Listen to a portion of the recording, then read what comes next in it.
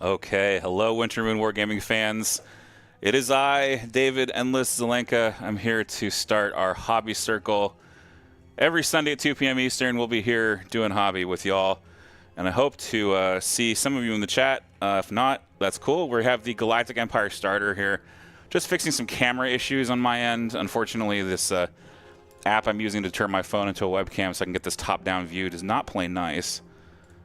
At least it has decided not to play nice today. But, you know, that's all right. We'll be here for the next couple of hours. We're going to be doing some hobby time. We're going to just hang out and chill. And if you want to come bring your own hobby project, shout out whatever you're currently working on, by all means do so in the chat. I would love to hear everything you're working on. And we're here to build the community at Winter Moon Wargaming here as we do these hobby circles every Sunday. So I'm really excited to see who's there. And also I want to say thank you, Brian LeBay. Welcome to Blizzard Tier for Winter Moon Wargaming. Thank you so much. And let me go ahead and switch over into the top-down if I can get this done. Let's see here. Do.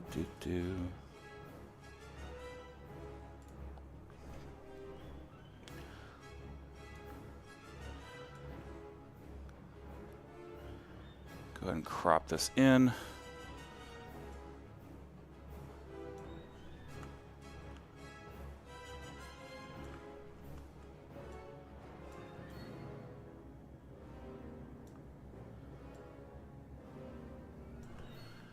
As you can see, the droid cam is having a few issues here. That's okay. I'm going to fit this to the screen. Let me add some logo.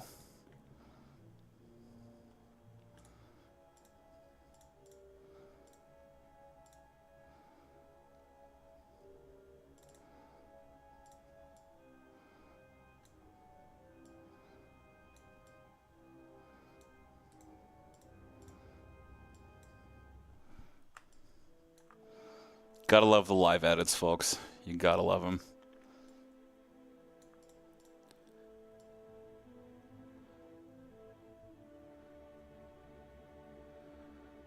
Let's actually go ahead and put this up in the corner. Maybe actually down here. I don't know. One of these places.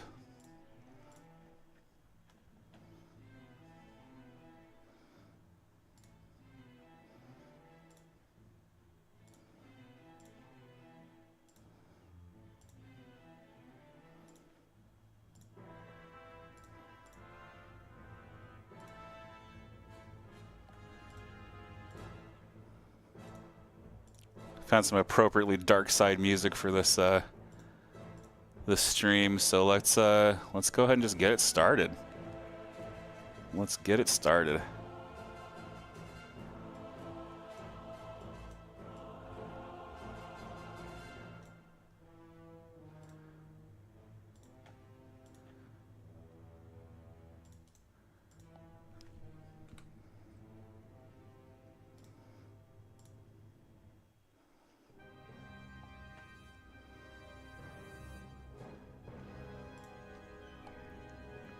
Let's go ahead and publish the fact that the stream is live.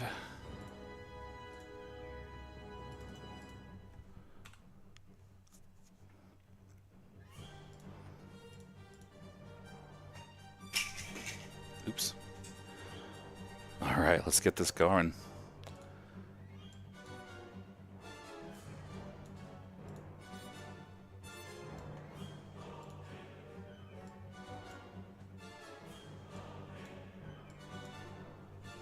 So we got here our starter set.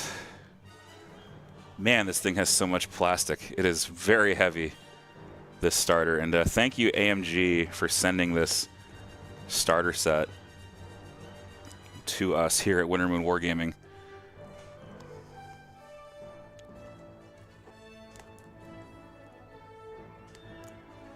Open this up here.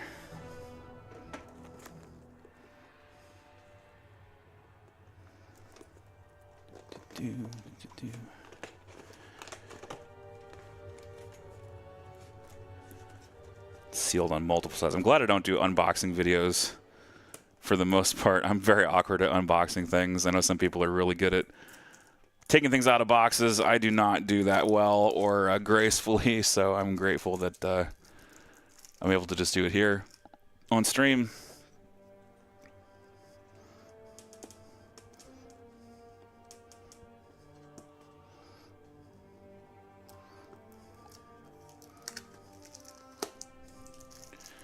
All right, let's get this baby open. Whew, that's a lot of plastic. All right, so we've got our movement tools.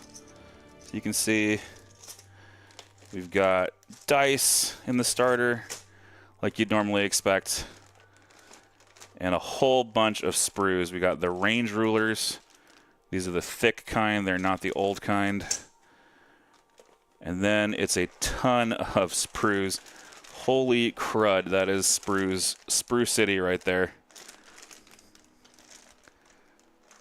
All right, and then got all your nice bases and your cards and your token sets with some POI tokens and some other nice tokens. I'm going to be grateful for these, actually. And your nice scoreboard as well.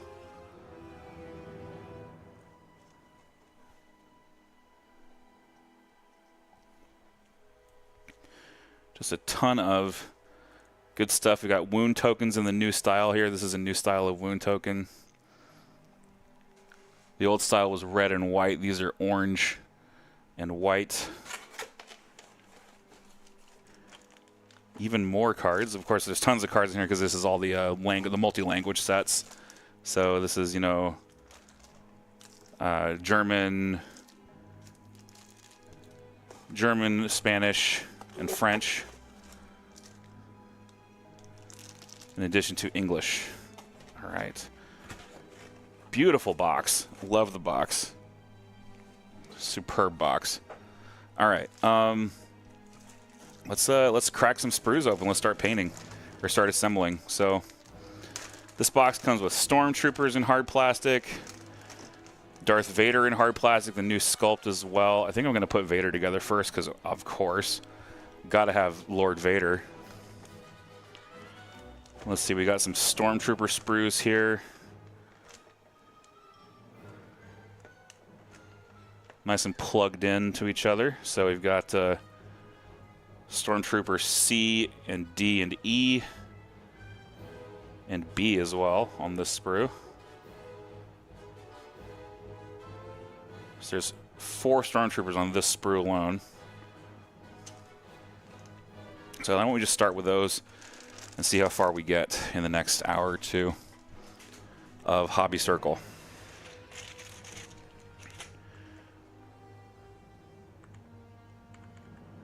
All right.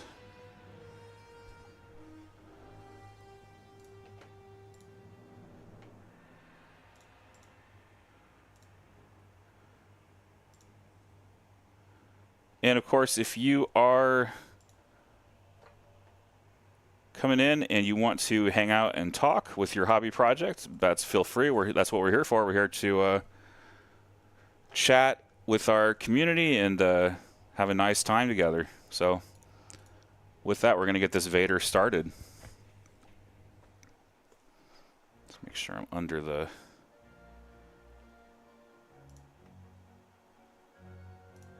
light. Are we good? Did we freeze? No, we're good. Okay. Good stuff. All right, Vader looks to be... wow, this is in 3 separate parts. So we're just going to start clipping and start shaving mold lines. I got this mold line scraper from Monument Hobbies that I do so enjoy.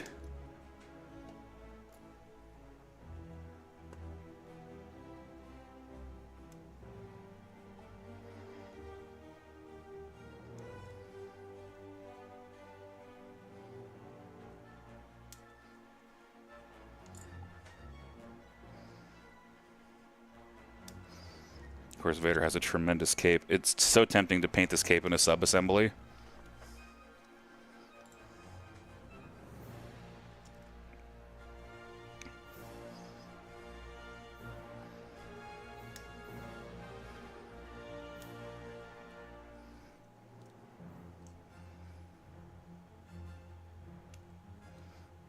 Just to see how the miniature actually fits together.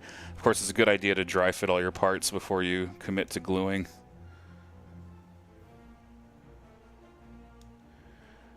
So snip Vader out of the sprue here.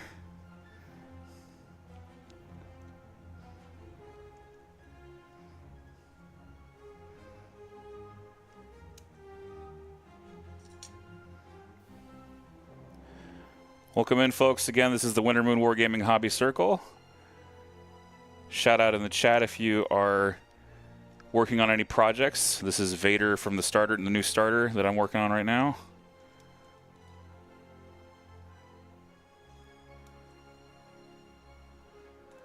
Just want to say welcome to everybody. This new Vader sculpt is primo. Really nice sculpt. Gotta hand it to AMG. They do some really good sculpting.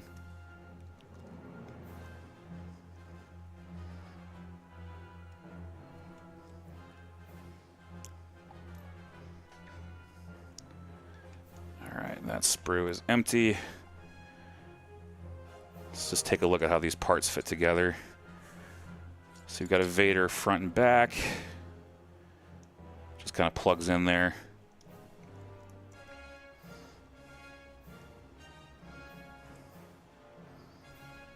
Let's see how this cape fits. Looks like it goes over the shoulders into these little gaps.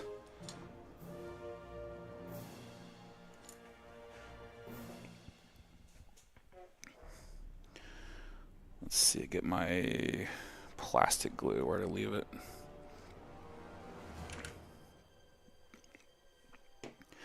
So I use two kinds of plastic glue. I use the AK Quick Cement, and then I also use the Testers liquid cement for plastic as well.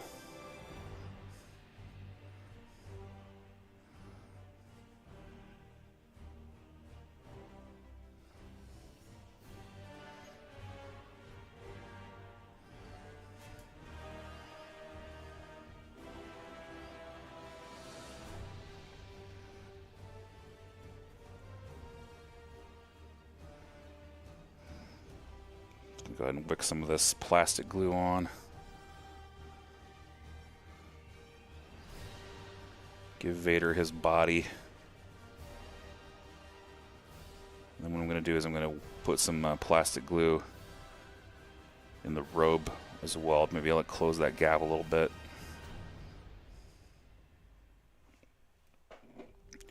Using the quick cement.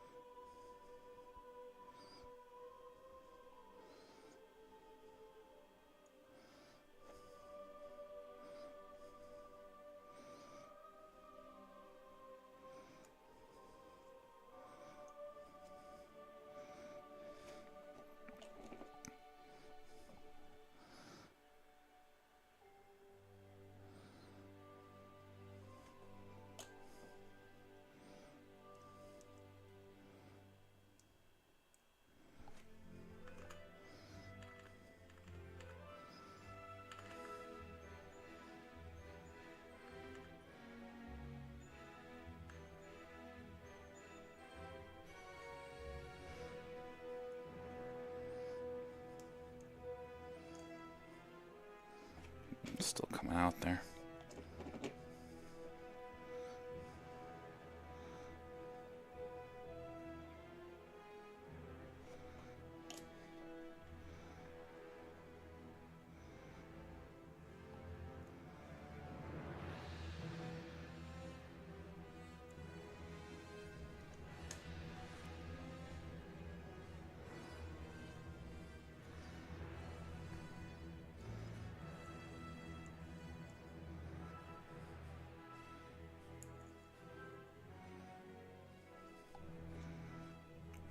get Vader's legs. I'm going to put them together.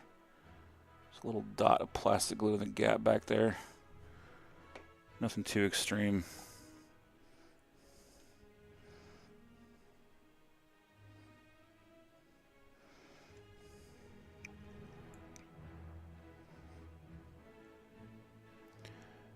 I actually really enjoy the assembly process for all these figures. It's so fun. I see. Okay, I'm going to take this leg out. Put this one in first. And then these go together. Oh, I see. Okay. They're actually supposed to go together before you slide that in. Aha. Welcome, folks. If you're just joining us, this is the Winter Moon Wargaming Hobby Circle. If you are working on a hobby project, please do shout it out in the chat. And we would love to have you come back and see us again real soon. Putting together Darth Vader from the Galactic Empire starter set. The new starter is just released by Atomic Mass Games. Beautiful Vader sculpt. Love this sculpt already. Man, I just want to sub-assemble the cape, but it's maybe a little too much. Put his arms on before I do the cape, of course.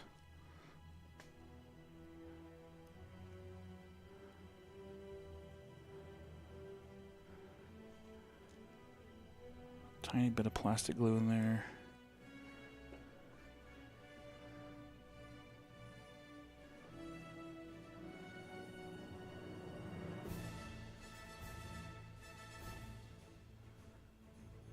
It's actually quite a bit, a little too much glue. That is okay, we'll just wick some of that off there and put it on the other side. Plus that joint is going to be hidden by the cape anyway, so we don't really mind a little too much glue.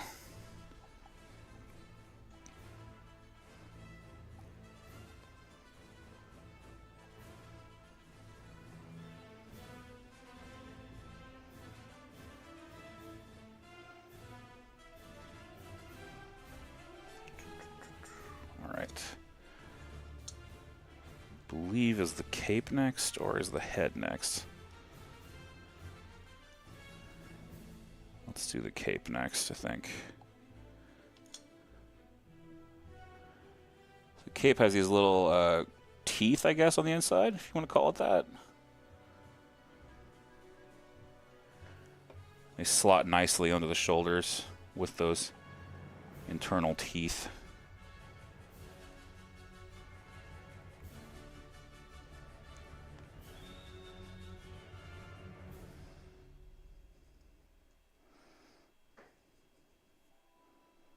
What a beautiful sculpt. Just really nice.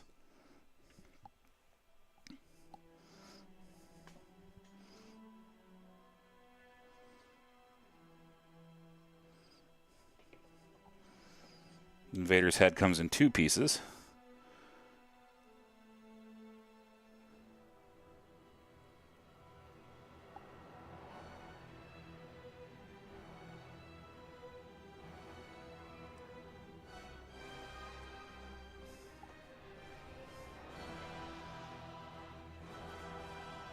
Go ahead and get the helmet on, and that we'll call Vader good.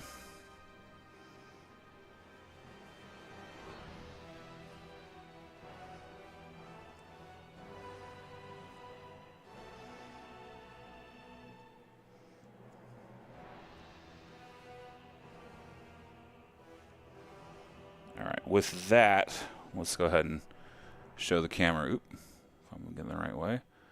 There's your Darth Vader from the starter set, looking snazzy. And I'll go ahead and super glue him onto a, ooh, maybe I don't base him yet. He's got so much billowing cape that it would be so hard to reach if I based him right now. So I think I'm just going to let him dry and move on to, say, like a Stormtrooper. His cape is so heavy he can't really balance. I can't really stand him up. So let's just go ahead and just put some stormtroopers together. I'm going to probably be painting these stormtroopers using a dry brush technique. I haven't had a lot of success with, I guess, sort of the traditional painting with white. And I just kind of want these to go quick. I'm not like going to win an award with this army.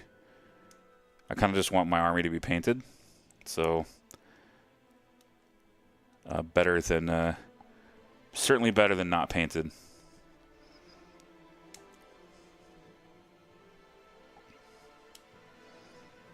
All right, so this is E, cutting out all the E pieces. And we'll see what this comes together like. Now, this doesn't say I wouldn't do a few more details than just dry brushing and calling it good. I mean, I'm still going to do the brows. Those are you got to do the brows on these stormtroopers. You can't not do brows. All right, E7 for the head. Welcome in. This is the Winter Moon Wargaming Hobby Circle. Starts at 2 p.m. on Sundays. Every Sunday we're going to be meeting here, working on hobby projects, just building a community of hobbyists together. That is the goal, and we're working on the Galactic Empire starter set today, just building and painting and having a grand old time hanging out together. So if you're working on any hobby projects, feel free to shout out what you're working on in the chat, and let's talk. All right, here's one Stormy. Good old Stormtrooper. Let's go ahead and put his body together. This looks fairly straightforward with the legs. You got to make sure the feet are facing the right way.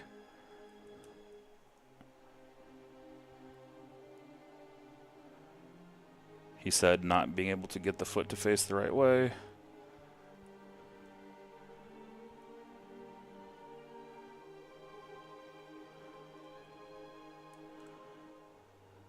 These storms are chunky. Big boys.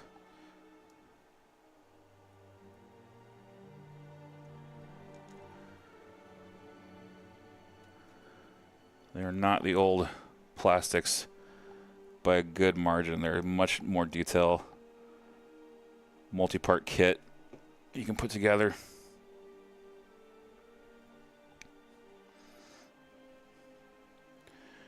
So we just got a body, 2 legs, 2 arms, and a head for these. These are very simple to put together.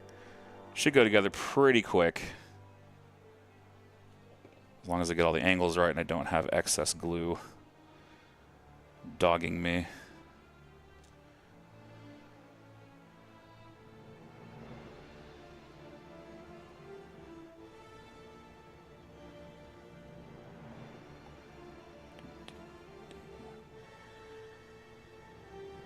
Welcome in once again. This is the Winter Moon Wargaming Hobby Circle.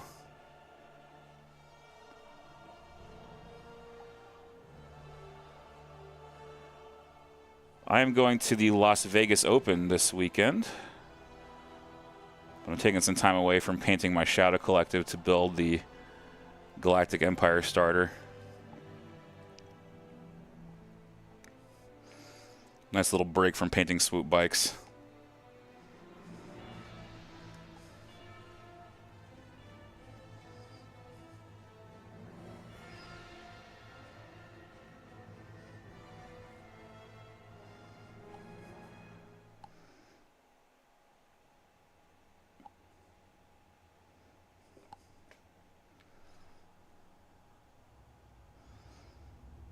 And of course, if you're new to Legion and you're just picking up the Empire starter, just want to give you a nice warm welcome. Or if you're picking up your starters, welcome to the game. You have not made an error. You have made a great choice by picking up Star Wars Legion as your hobby game.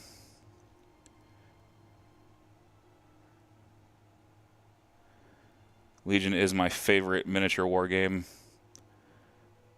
and I play the heck out of it. In fact, I play it so much I'm going to LVO to play it. So good times. Gonna take Shadow Collector to LVO. But I heard that they're adding Tarkin to this game, so I'm really looking forward to playing a Tarkin army. Like a Tarkin New Hope kind of combo here. With Vader in the mix as well. Maybe do a custom agent as well. We'll see what happens. I'm also looking forward to the custom droids that are coming. Let's go ahead and grab a base here and put this together.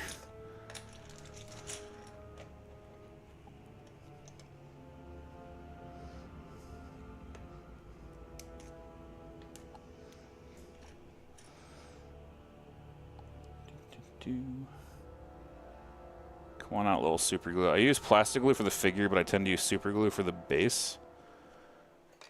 That's just what I found works best.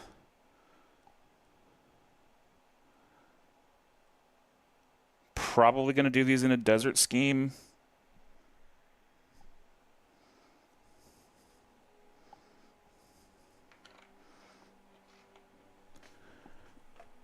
Stormtrooper 1 reporting for duty.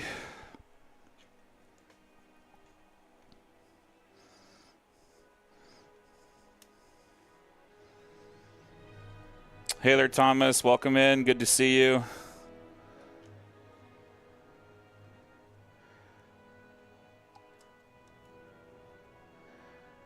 Just hanging, doing some Stormtrooper shenanigans, talking about this Tarkin army I want to build whenever he comes out. Definitely looking forward to playing some Tarkin.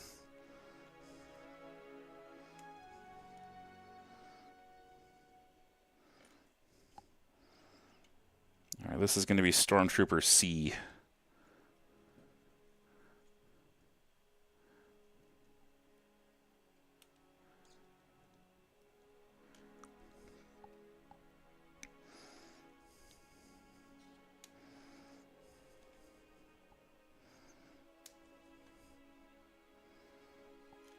C2, the chest plate.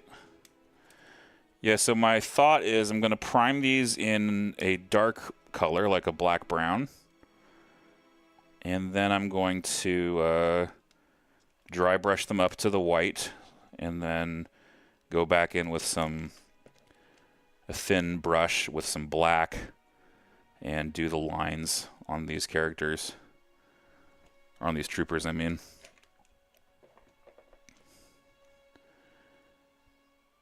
Should go pretty fast.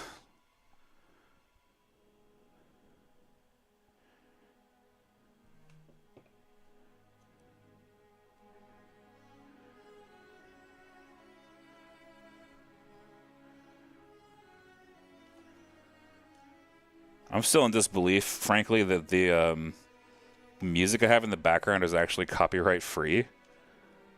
Apparently it's a fan project. It is not, in fact, the copyrighted music. Oops, I tried to put an arm on there. I should probably put the body together fully before I do that.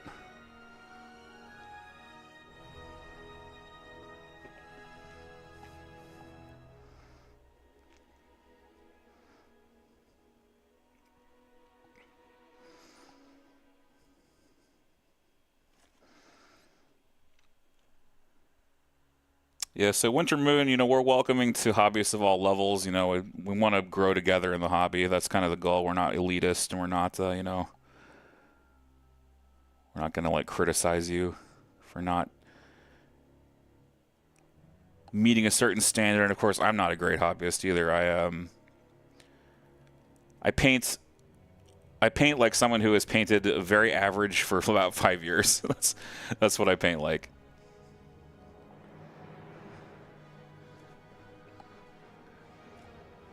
Ooh, looks like we're missing a foot. Let's go back to the sprue and take a look. Yep, C4.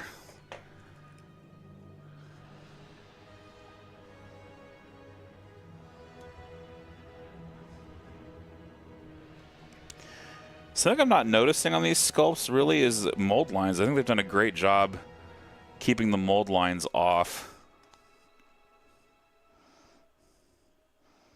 At least I haven't noticed very many mold lines.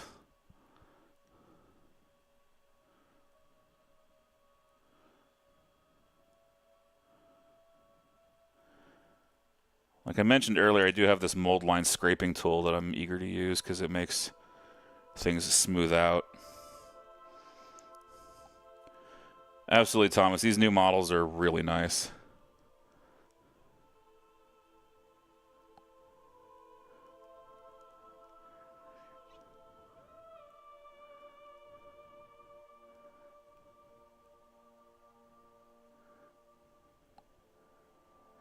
Right, someone who's done a very average job for about 5 years. That's pretty. I think that's pretty accurate. Yeah.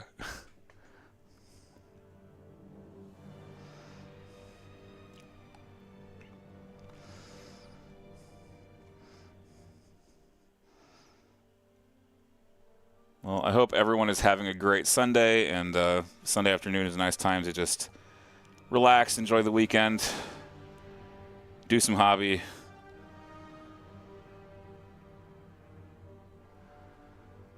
This guy's kind of a running guy, this C Stormtrooper.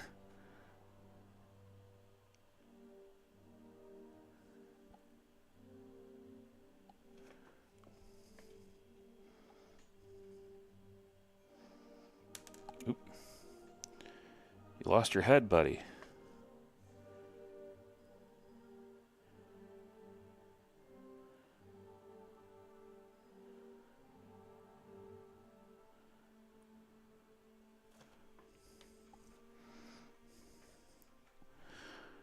Oh no. Okay. Sorry, Thomas. Yeah, like I mentioned earlier, I didn't base my Vader because his cape is so billowing and so majestic. I have to go underneath it to actually prime it fully. Because I use a brush-on primer. I don't use airbrush priming because I'm in Florida, and I'm also a little bit lazy. So maybe I do this maybe I do it more difficult than it needs to be, but oop, darn it. Stay on there.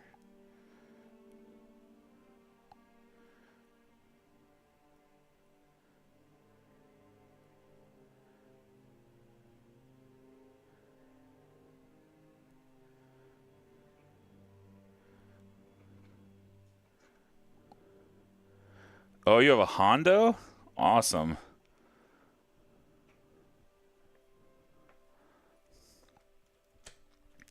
So the brush-on primer I use is this kind. It's a Pro Acryl Black Brown.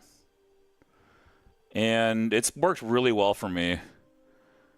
One thing I noticed is that it's a little hydrophobic. So it's not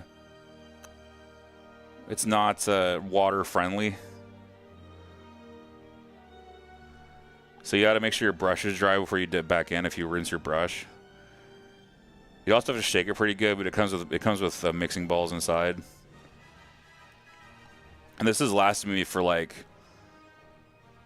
gosh, at least 40, 50 miniatures off of one bottle. So I'd say it's pretty cost effective.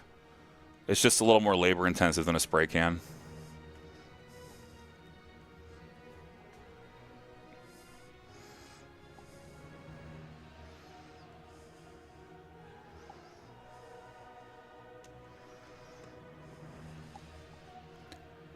Stormtrooper D04.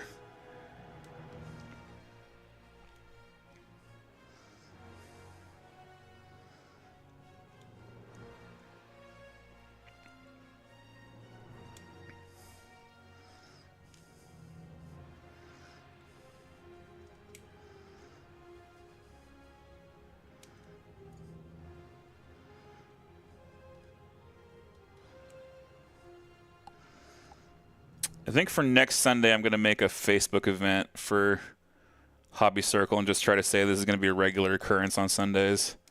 We're not going to be here next week because of I'll be in LVO, so hopefully playing in the LVOIS, but I think every Sunday moving forward from there, like, at least the next 3 Sundays in October, we'll be doing something for a hobby day as a community. Just have a nice, community gathering sort of thing.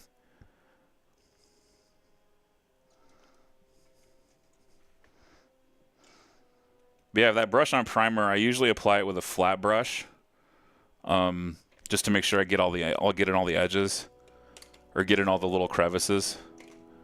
I don't do a round brush for some reason. I find the flat brush works better.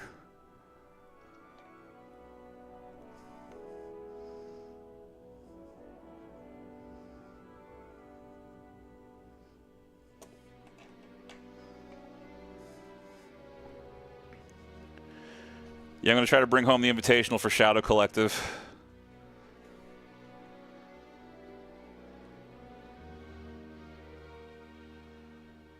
It would be pretty stellar if that happened. I have a feeling I'm going to go like 5-2 or 5-1, but I don't think I'm going to win. I'm going to try, though. I think I have a good list. I figured it out finally. Like the week of the tournament, things started to gel. So I figured it out in time. Took like months of actually playing Shadow Collective to find something I liked. I started with like pikes, and then I went to full Mandos, then I went to full Black Sun, then I went to a mix of Black Sun and Mandos and swoops. And that's when it finally clicked. I think when I re-added the swoops back in.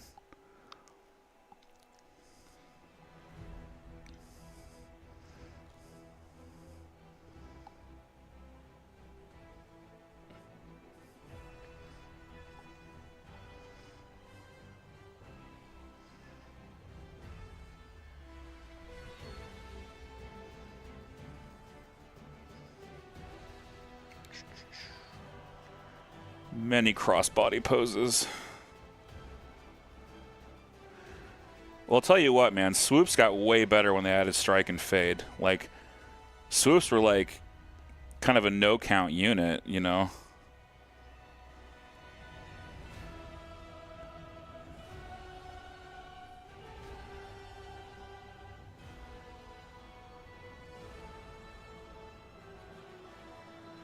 Once strike and fade got in the game, like, man, the fact that I can go 27 inches, like move 3 times with the compulsory, like it's about 26 inches of movement, and I get to shoot at the same time.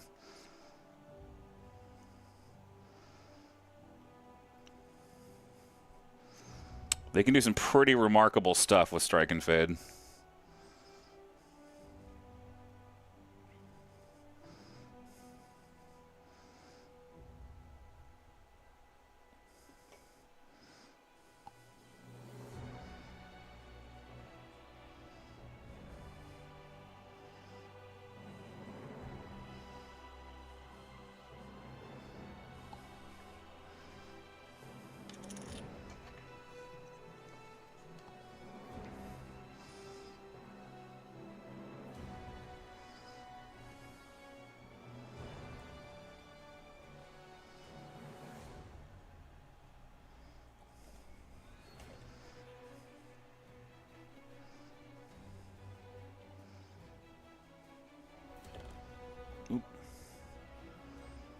Come on, stay on there.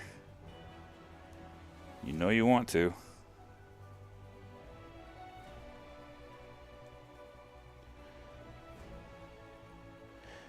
And once again, if you're just joining us, this is the Winter Moon Hobby Circle. We are here every Sunday at 2 p.m., part of Winter Moon Wargaming. My name is David, and I am the creator of Winter Moon Wargaming, and I'm here to just have a community time and help people with their hobby projects, and just have a nice, relaxing couple of hours on a Sunday where we all get to hang out and do one of our favorite things, which is to build miniatures together.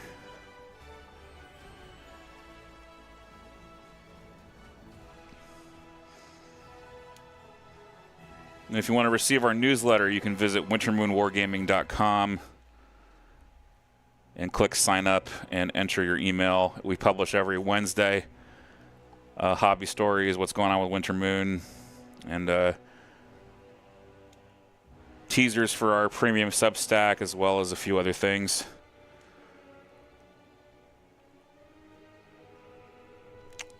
Hello to you, How. Welcome in.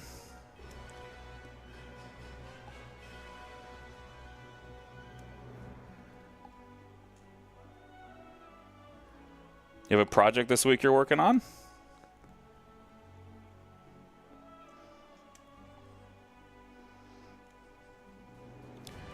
If so, I would be interested to hear about it.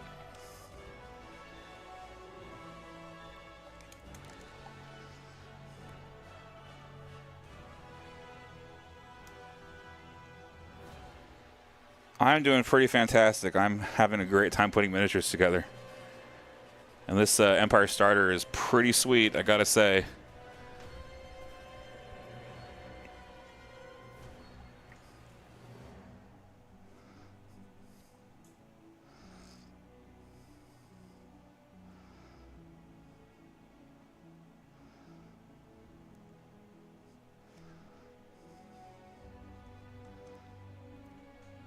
Awesome.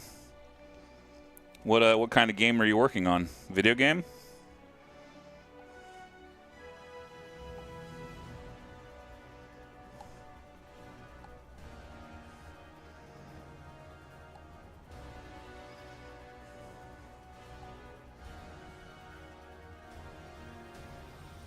Oh man, really overdoing it on the glue. That is going to cause some thumbprints maybe. Don't like thumbprints in plastic glue. Doesn't feel great. Oh, war game. Awesome.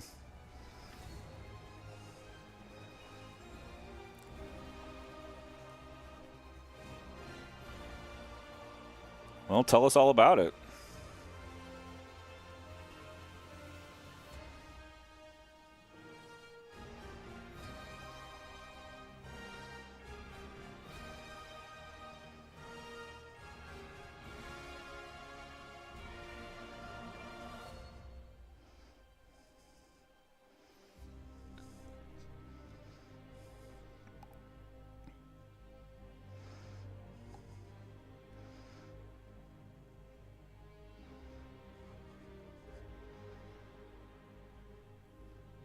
Ooh, Inferno.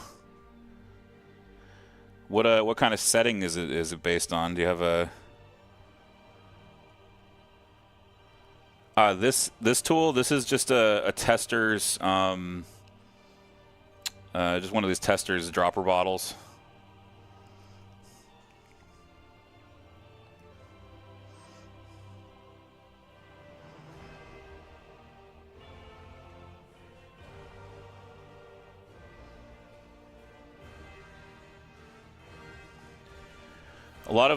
There's a lot of plastic glue bottles that have this kind of pipette on the top. There's another brand I use, Mr. Hobby, I think, that uses a brush as well.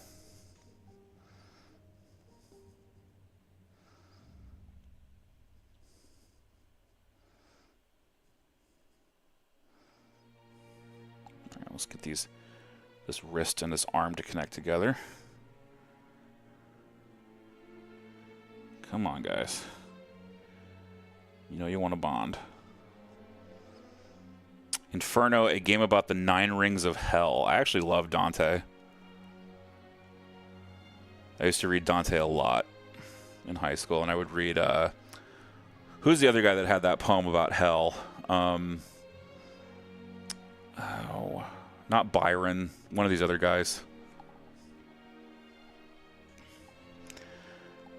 Thomas, do you know what I'm talking about? It's a super famous poem about hell, but it's not Dante.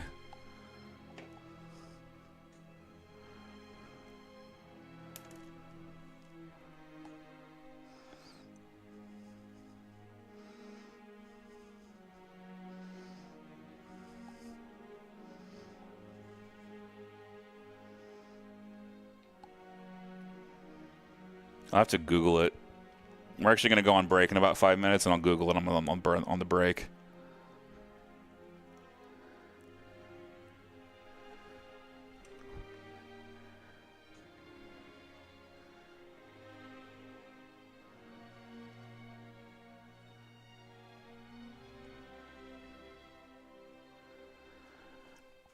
I remember this poem because it has really good engraving art associated with it. Yeah, I'll find it.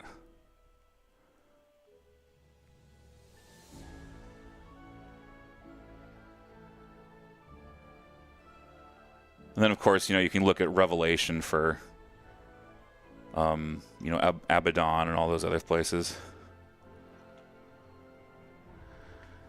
All right, let's find a 5th stormtrooper to put together, and then we'll probably by then we'll go on break. And then we'll be back after about 5 minutes for more hobby circle time.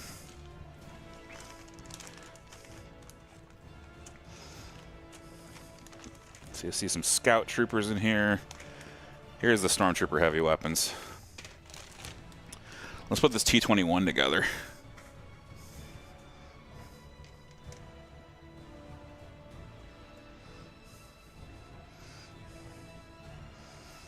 So we got the leader and the T-21 and the HH-12 rocket launcher on this sprue.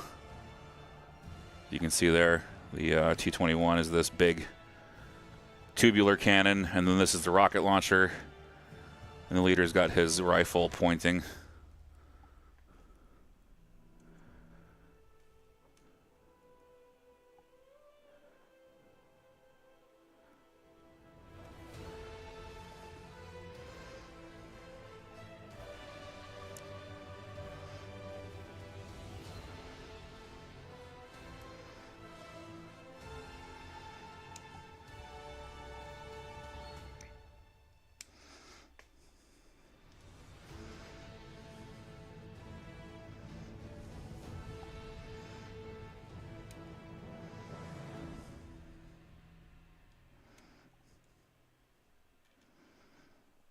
Let's see.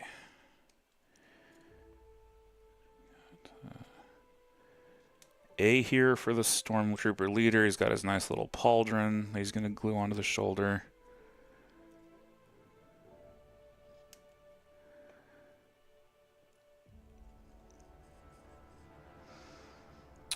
You mean the lore for the war game that you're making? Yeah, sure. Hit me.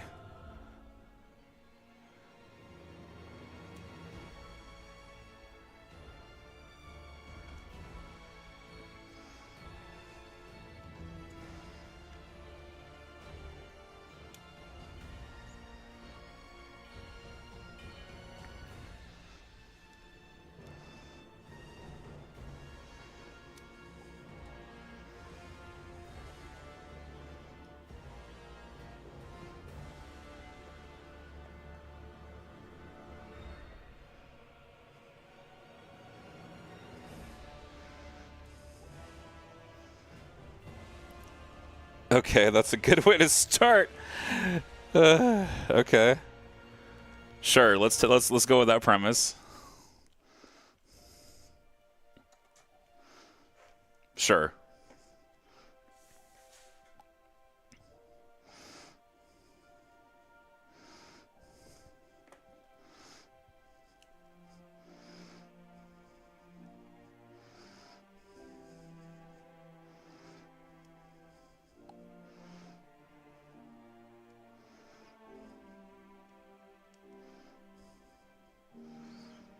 Check out the sprues off of this one.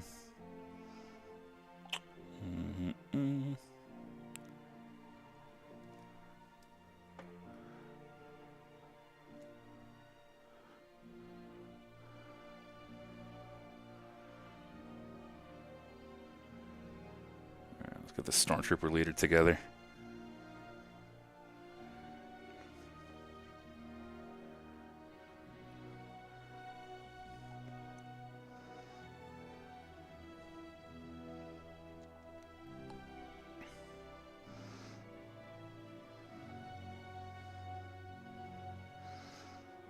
I see. So your lore is like a.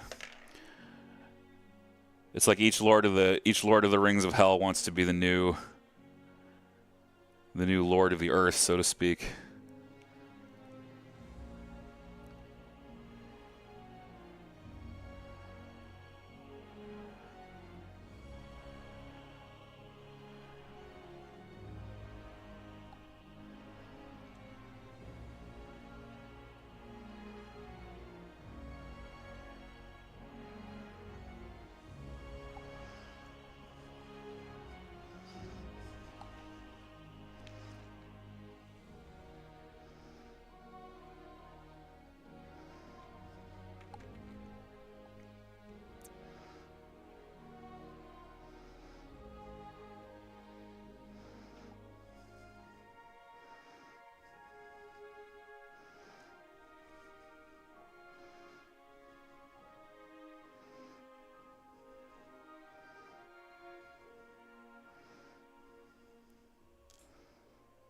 I see this captain has his fist up.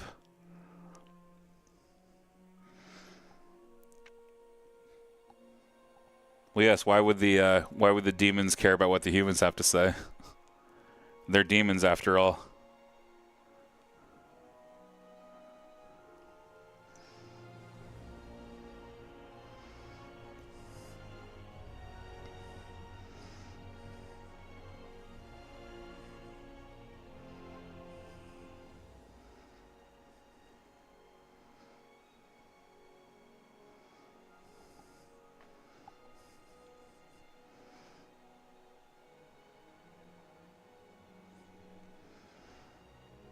All right, it's about 3 o'clock, so we're going to take a quick break.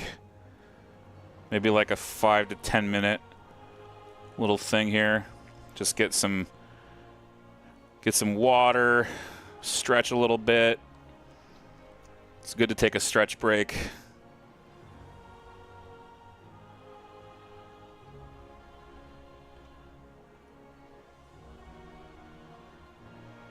So I will be back in about 5 minutes. And I'm going to look for this poem I was talking about.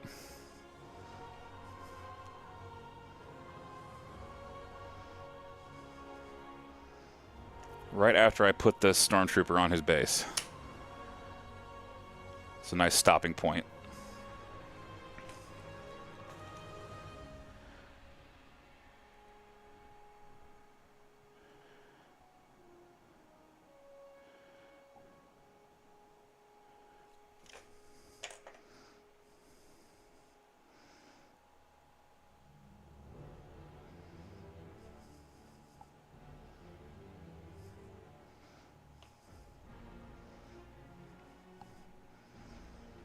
All right. We'll be back in about 5 minutes. You're watching Winter Moon Wargaming. Thanks for being here. We'll see you in a little bit.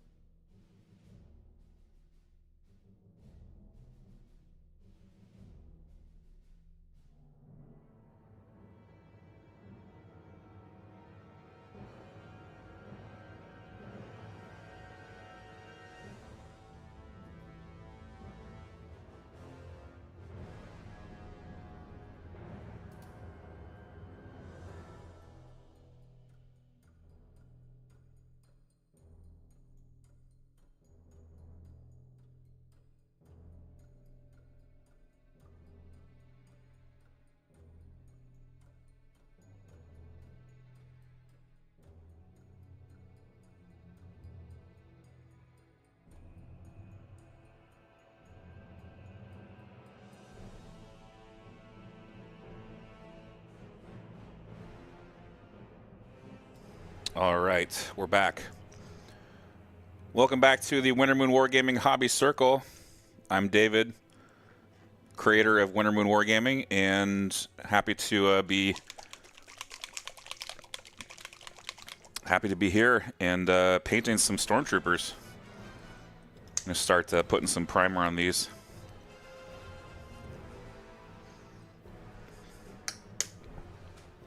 This little brush on primer time should be pretty simple. I use this sometimes for my hobbying. I set a little timer for myself.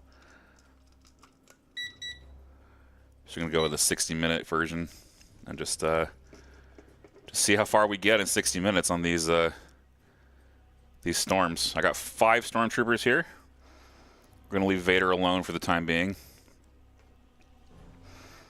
But the goal is just to prime, let them dry, and then dry brush stuff on top and see how far we get. If I can find my little cardboards, not cardboards, I use, what do you call them? Wine corks, usually, to prop these up. So I got some wine corks here with poster tack on top. And hey, what's up, Kevin? Welcome in. Thanks for being here. Good to see you. How do you do, fellow nerds?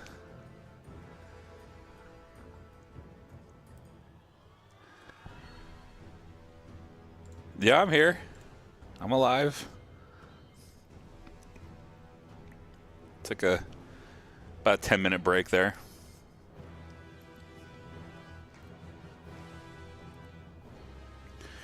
So usually I just take the poster tack, gum it up, stick the stormtrooper onto it like so.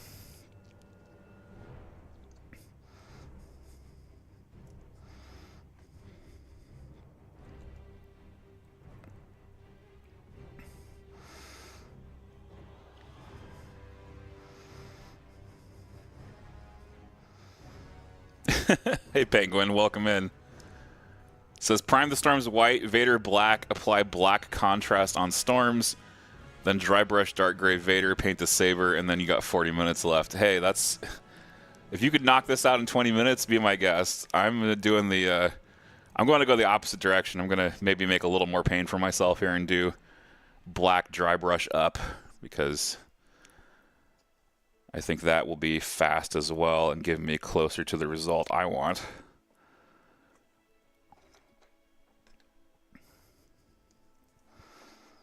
But there is no wrong way to do this, in my opinion, just different levels of pain. Frankly, different levels of pain.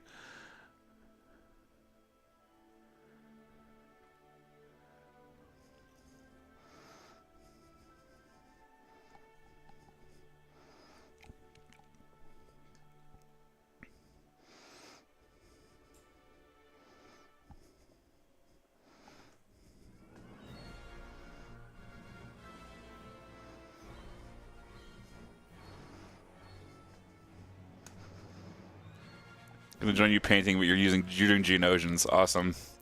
Yeah, speaking of pain, Geonosians, those were a pain. I actually airbrushed my Geonosians. I decided not to and I swear every time I paint and I try to paint in some like fancy way, I'm like, man, I could have just used contrast. I keep telling myself, you could have just contrasted this.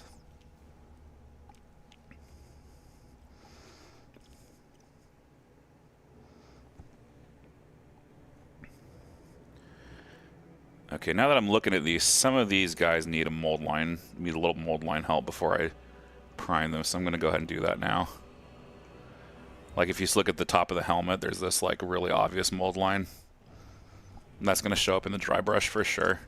That's the thing about dry brushing, right? It brings out mold lines pretty heavily, so got to be cognizant of that for sure. I'm just going to use this little scraping tool from Monument.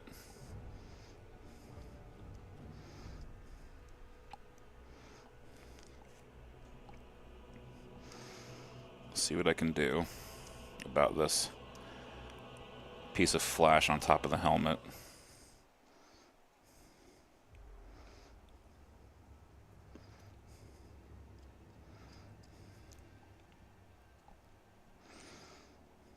I might need to file that, actually.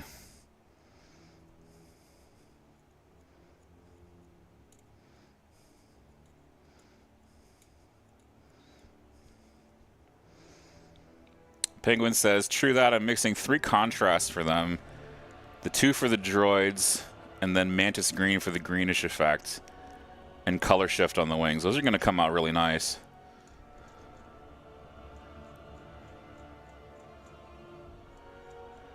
I love color shift. I'm a big fan of Turbo Dork.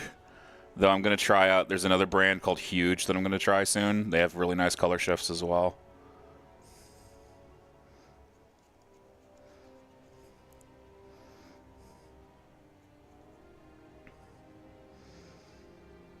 So yeah, just taking this scraper tool, looking around for mold lines.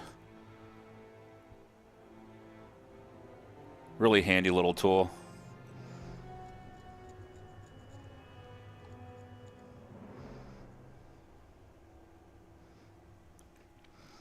I think I'm going to have to file down the top of the helmet too.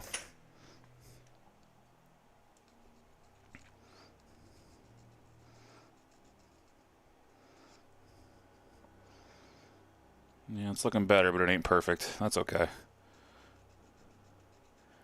Perfect is the enemy of the good, as they say. And plus, paint will fill it in, so no big deal. Hey there, Seb. Welcome. He says, I'm just starting to paint my Rebel starter this evening. I've just put Hondo together. Awesome. I don't have a Hondo yet. I have starters, though. Do not have a Hondo. Probably get him when the Weekways come out, though. So I don't think I have plans to play him until then.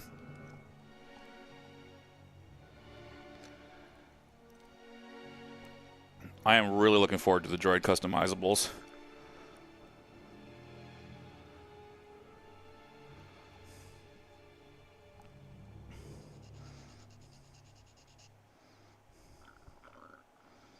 That is what I'm looking forward to the absolute most. I'm gonna do. I have a really cheeky arm cannon suppression build that I want to look at, and then I also have a overclocked Magna Guards, which I think are going to be nasty against Force users. Basically, any Force user I can just overclock a Magna Guard into them, and they can't get out unless they have disengage.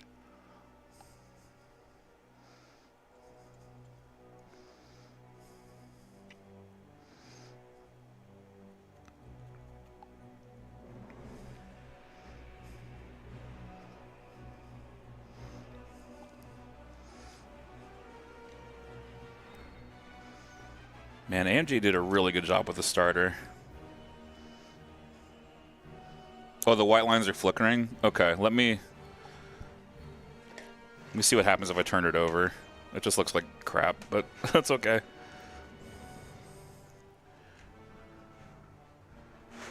I could just get rid of the mat entirely. It's just a cheap plastic desk.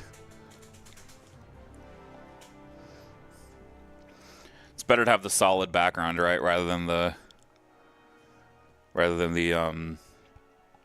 whatchamacallit, the lines of the cutting mat.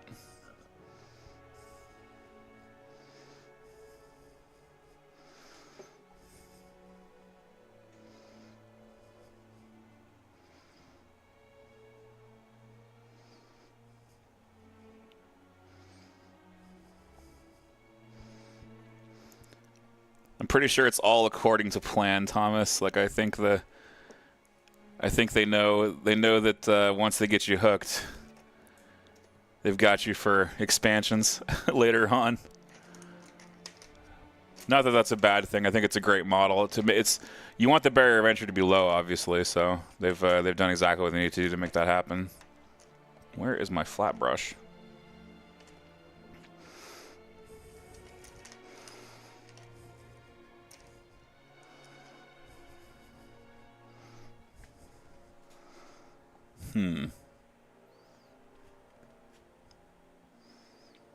thought I had a flat brush here.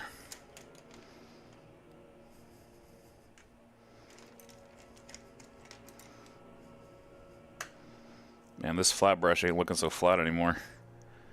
Let me see if I can soap it. See what happens.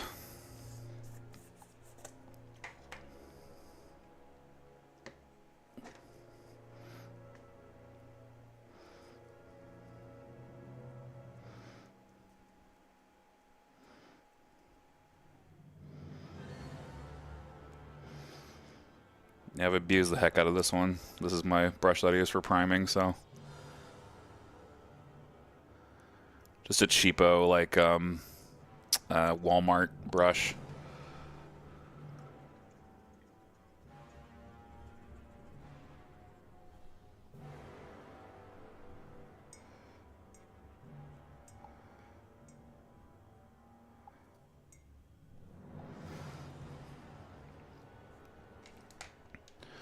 That's better.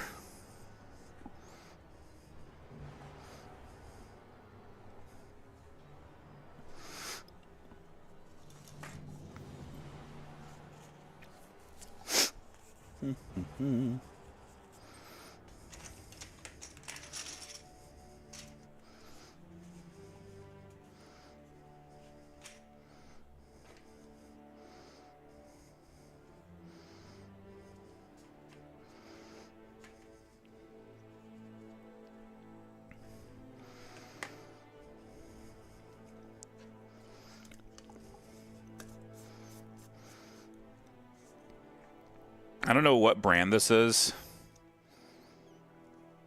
but this brush soap that I got it at one of my local hobby stores. And it says acrylics, oils, all will fall, vegan brush soap, Chronicle RPG accessories, and let me tell you, this smells amazing.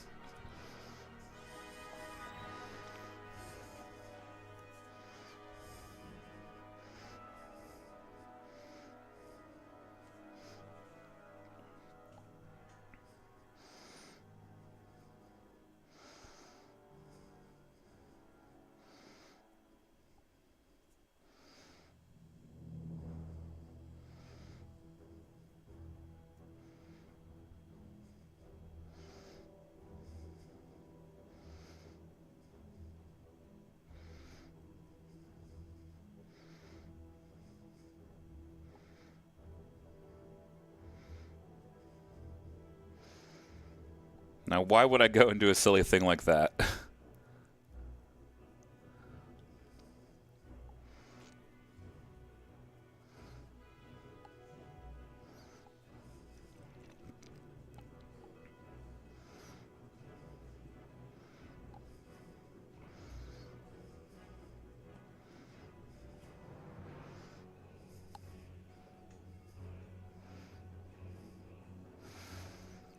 Yeah, so the brush-on primer, you can give it a relatively thick coat, and it'll shrink when it dries.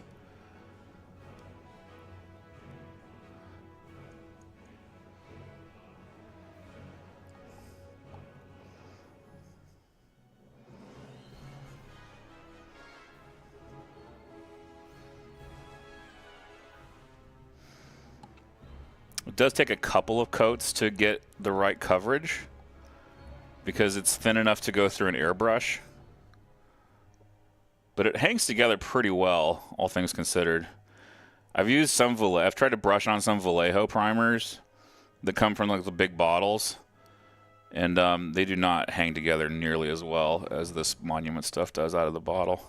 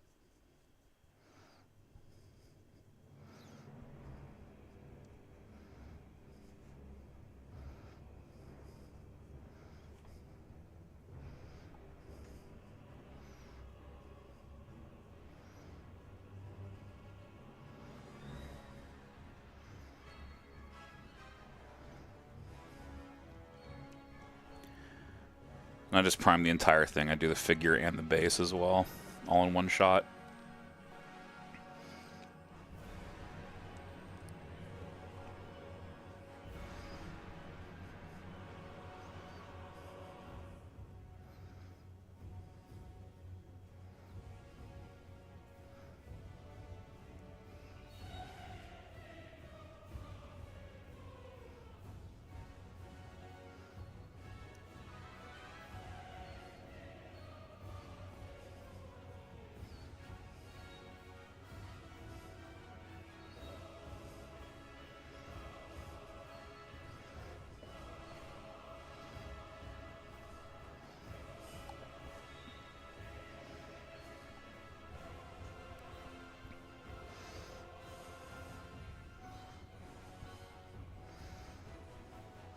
At the moment, I generally just brush on. I do sometimes use a spray can primer.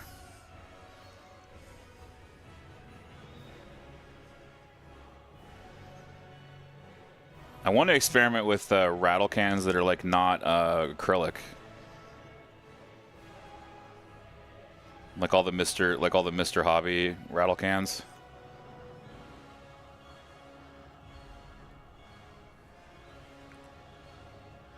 Or like Mr. Mahogany. Those are good. I just don't know how they'll interact chemically with the plastic, because what happens with lacquer primers is that they chemically etch themselves into the plastic, so they're just impossible to remove once they're down. I wish I understood more about the chemistry of paint. That would be super useful.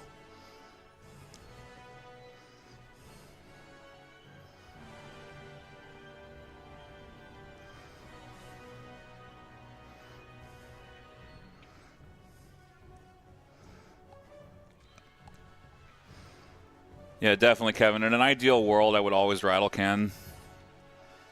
Or not rattle can, I would always zenithal with an airbrush in an ideal world.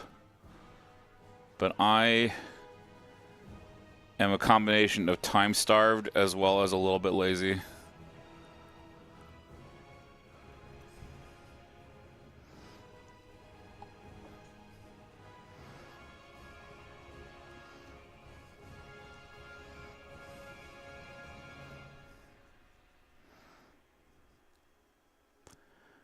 So,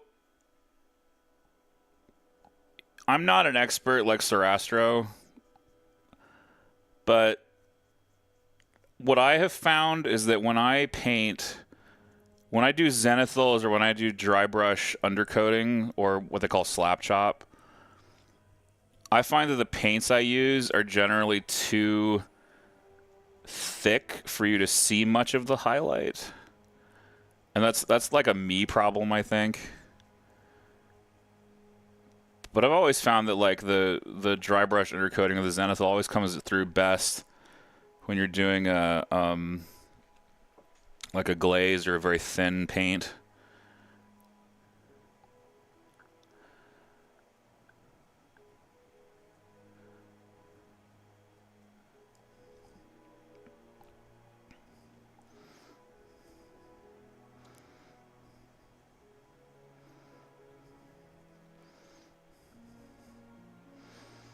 Yeah, you need that translucency in the paint to get the dry brush undercoating to work. But I paint with opaque paints, and so I don't get that effect. So you don't have to do zenithal all the time. I think a lot of people do it because it's just what you do.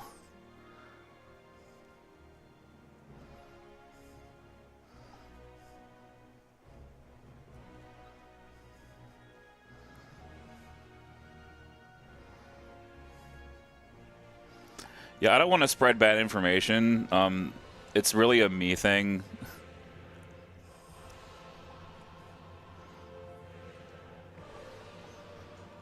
I'm a very average painter, and I know what works for me. But I know that like the best practices is like zenithal and then building up the highlight. with layers.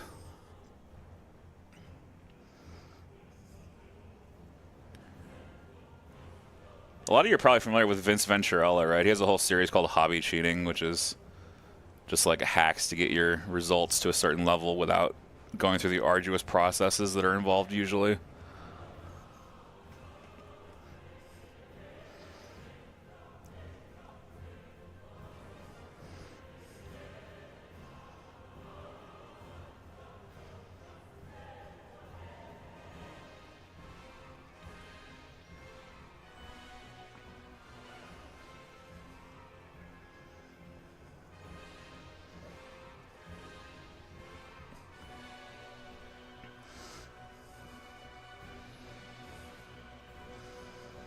Yeah, Kevin, my Geonosians, I did in 3 colors. I did dark blue, medium blue, and light blue, kind of zenithal. And I realized after I did that I couldn't really go back and fix much because it had to do with the coverage of the high tone. It's just, I don't know how to describe it in an effective way, but it was basically that the highest tone was not as bright as you could get straight out of the bottle to fix something, because it was all done in layers. So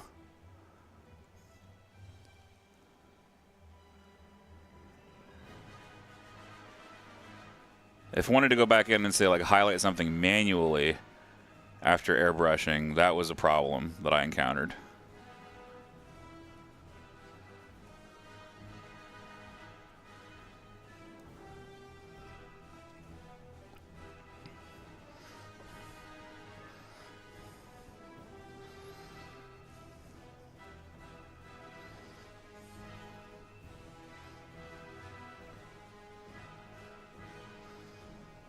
Yeah, I usually go for my details when it comes to my heroes.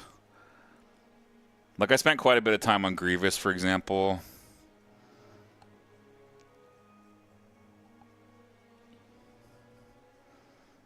I'm trying to think who the last hero I painted was. It might have been Maul, actually.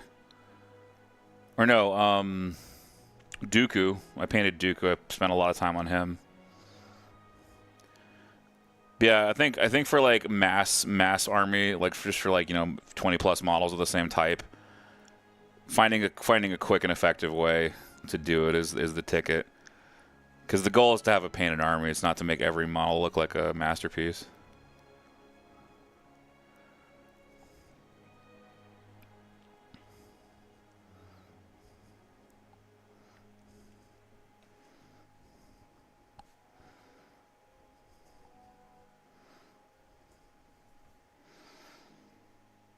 Yeah, I wanted to paint flutters, but that model intimidates me.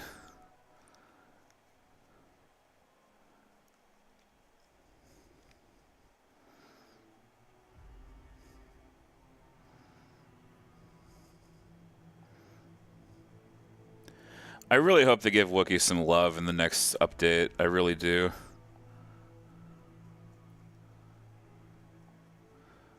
The Wookiee battle forces are to be playable. Sorry, maybe that's a little too extreme. It's playable, but it's not as good as like ARC Troopers.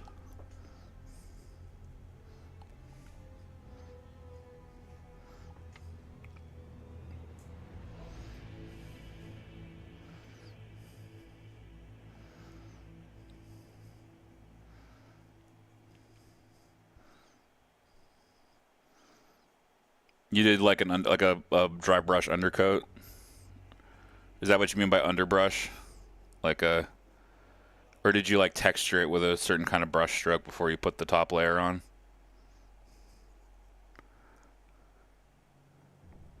Sweet. I'd love to get 6th in a 25-person GT. I feel pretty good about myself if I did that, or pretty good about my performance. I mean, not about myself. 6th is nothing to sneeze at.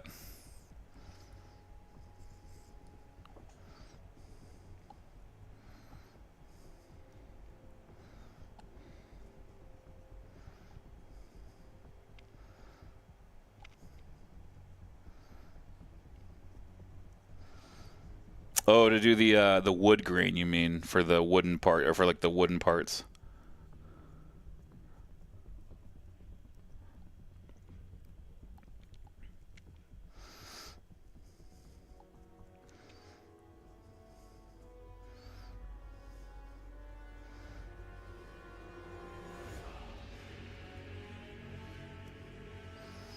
So what you're saying is Wookiees are kind of like swoops, in the sense that you have to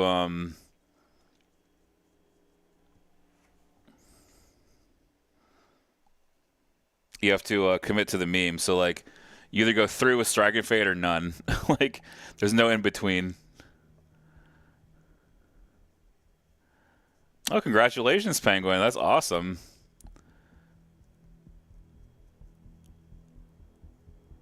I had an Ewok once, an Ewok army once. I sold it. I was like, this is an army too far for me. I need to focus on 3 armies and not 4 or 5. So I said, fine. I'm going to do all the dark side stuff now. I'm going to do Shadow Collective. I'm going to do CIS. I'm going to do Empire in all likelihood. I do have a small Republic army. I do have a small Rebel army, but it's an old Rebel army, so I doubt I'm gonna sell it to anyone. That is probably going to be on my shelf forever. I mean, I guess I could donate it to someone new if they don't have any minis to play with.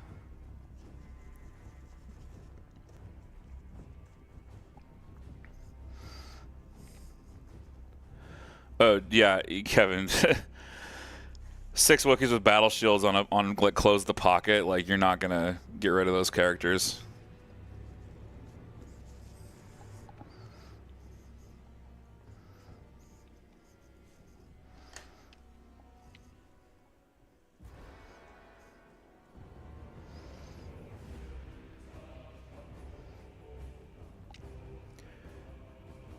I have 1 child.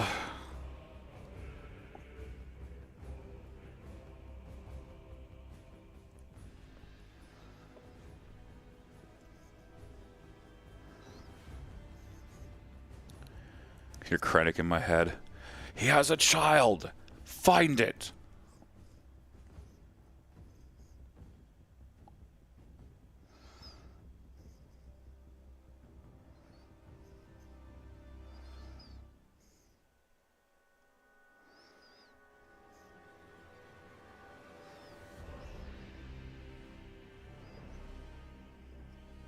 Oh yeah, before the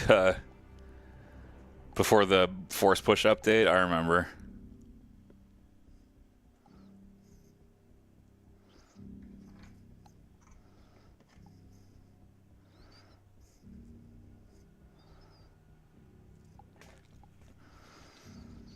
So is this correct that Wookiees can't be force pushed if they have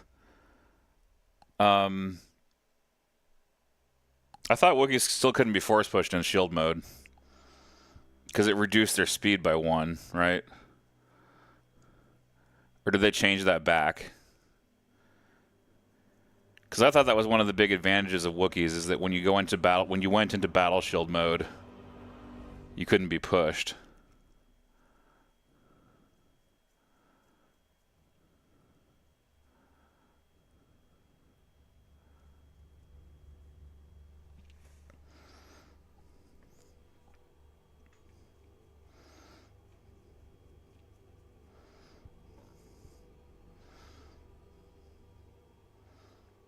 Oh yeah, okay.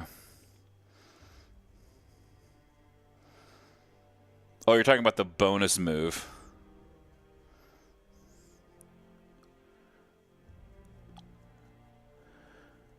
So this was during the time they had their bonus move taken away by being in battle shield mode.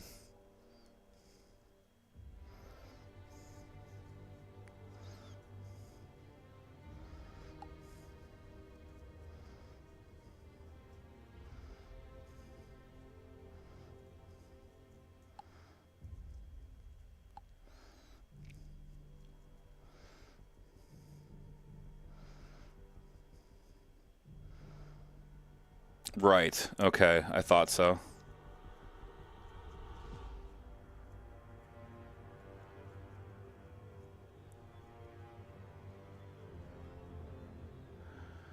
Oh man, pour one out for the Emperor.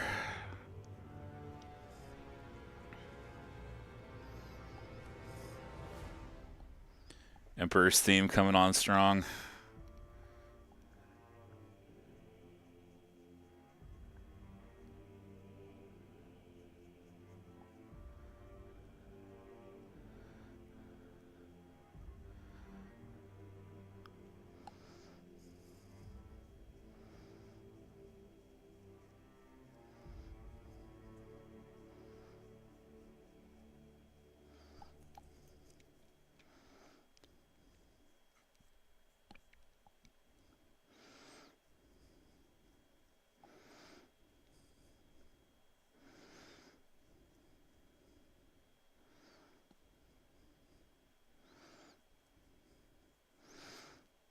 Maybe he'll come back one day, Thomas. Maybe.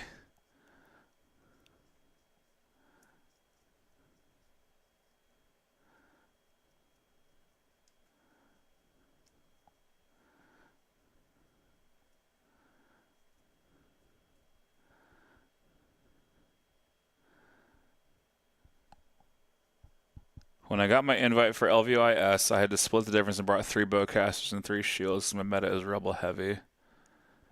Need to be able to combine fluttercraft shots plus caster shot. Oh yeah, man. You can't convince me that bowcasters aren't the way to go. Bowcaster spam is so deadly.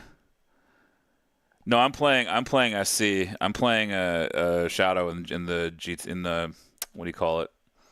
I'm going to LVO this weekend. I'm going to play Shadow Collective for the last time for a while. And then I don't know, I might go back to droids. I might swap to Empire full time. I definitely want to do Empire once Tarkin comes out. That's what I'm looking forward to the most. Is Tarkin with Vader. Because I get to do New Hope, and I'm a Peter Cushing stan, so.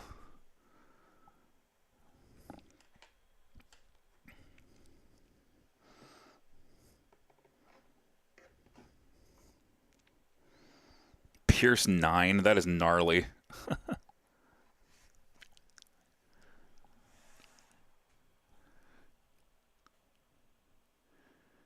Pierce 9.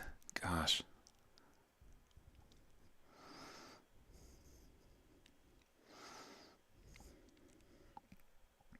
Yeah, a lot's going to hinge on the November update.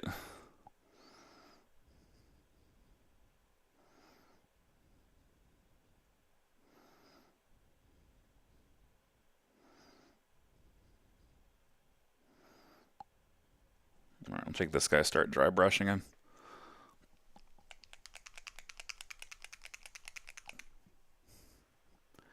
That's one of the biggest reasons I started playing Ewoks was Arboreal Assault.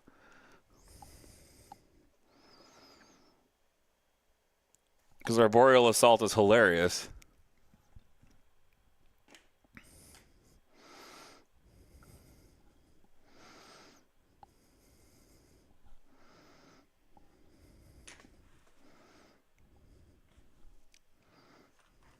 Unless my music stopped. Do.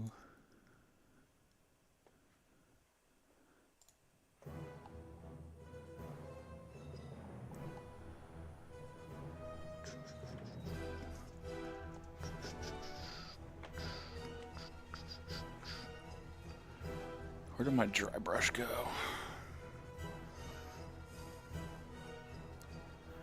That's a great question. There it is.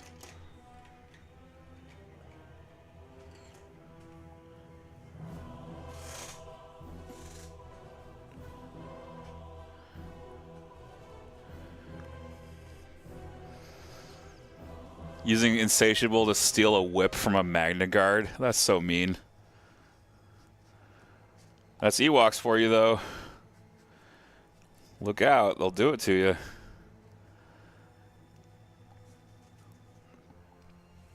Someone pointed out to me that the custom the custom Jedi lightsabers are stealable. Is that correct?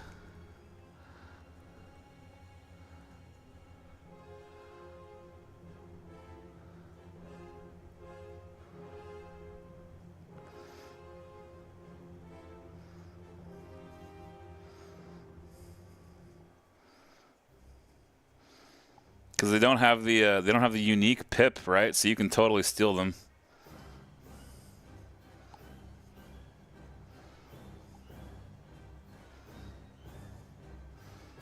That's shocking to me.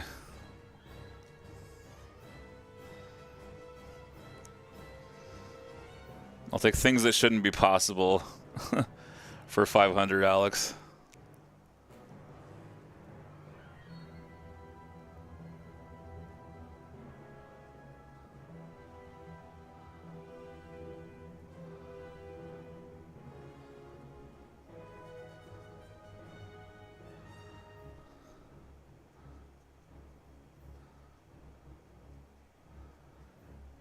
You think they just overlooked that when they were testing it?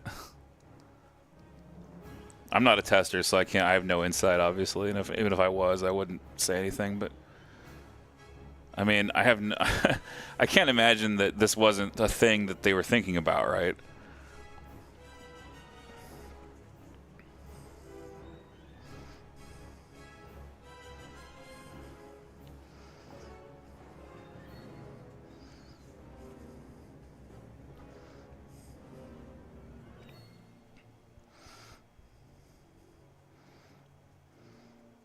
Ooh, going for the Geo Staps, huh?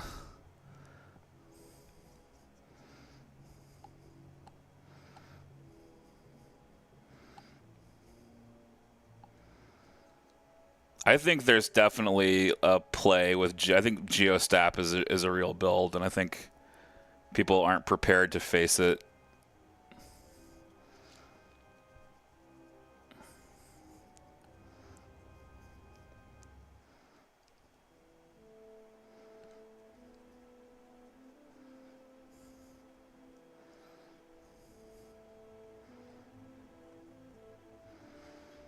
They should honestly just make the Saber double unique.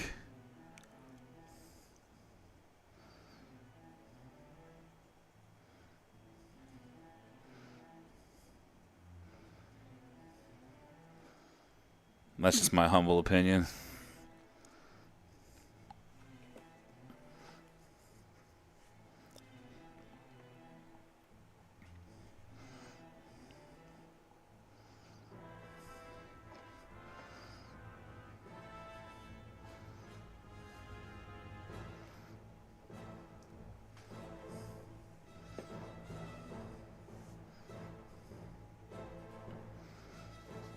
You might be surprised to know, Penguin, that my Shadow Collective list has 10.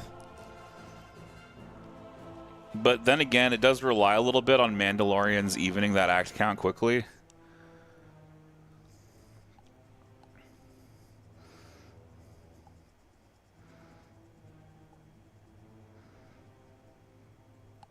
Because I like to use the rocket and then blast attack and all that good stuff to try to get a leg up on my opponent. Managing the pass pool is huge. It's a big topic. That's kind of in my next article I'm writing, is about managing the pass pool.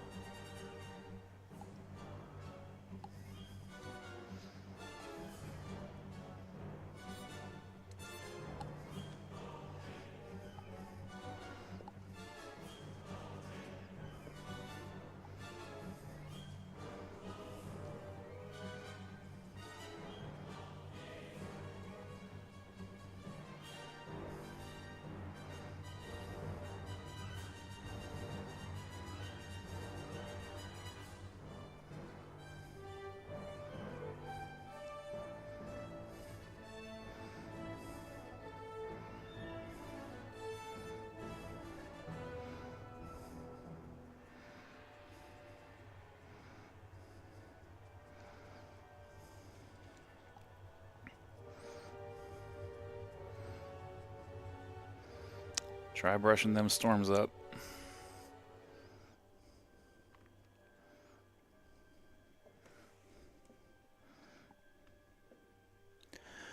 I once believed, as you did, Penguin, that it was not possible to go below like 12 or 13. I think for certain lists that's true. I think generally it's less true.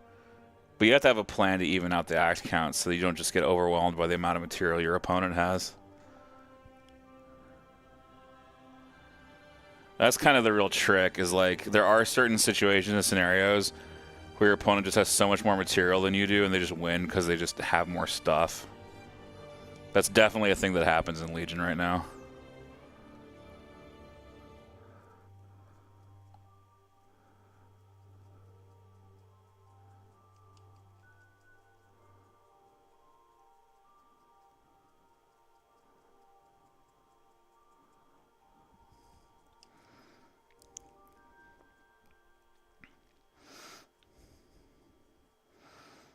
Yeah, you kind of need Surging Reds to make it work. Or Independent Dodge or something defensive.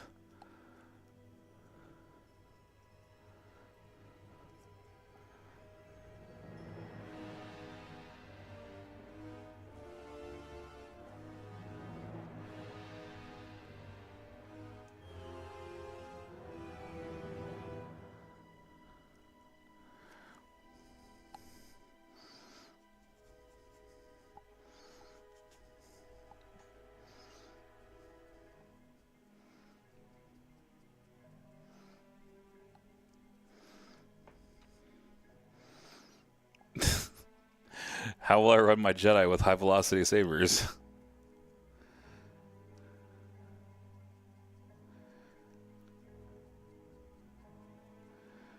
That's the neat part, you don't.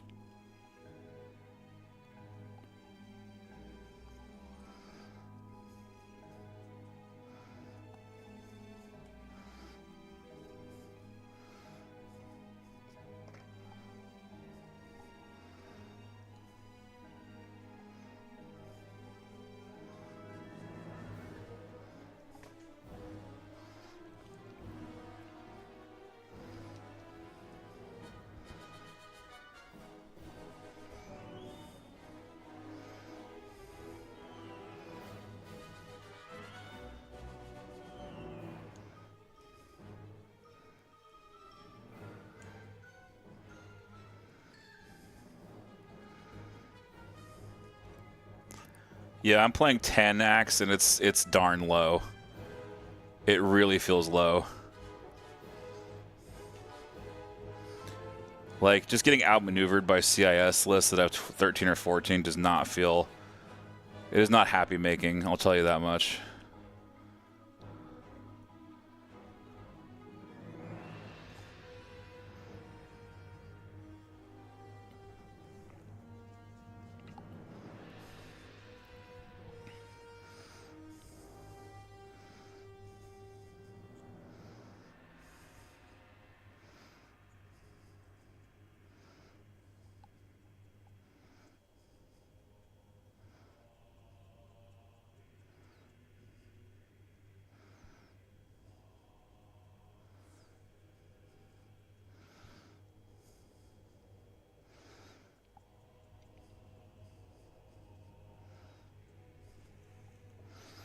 Yeah, that's an excellent point, Kevin. Saying that if you go to 13, you start missing out on some hard-hitting stuff. Yeah, so there's definitely like a nexus where the power level of a list starts to break down because you're trying to do too much with it, and that's not always related to activation count. That could be related to just like how am I going to say this? I think it has a relationship to how many combat units you actually have available to fight with. Because a lot of times you're sacrificing combat units to get that high act count, to get the padding, you know? Like, especially true with CIS, like for B1s and stuff. Like a 6-man B1 is going to hold an objective really nicely, but it can't fight.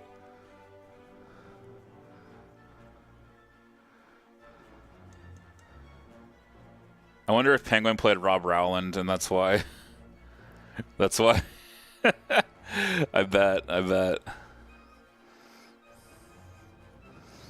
If you don't know, Penguin Rob is like super infamous for running 17, 18 activation lists.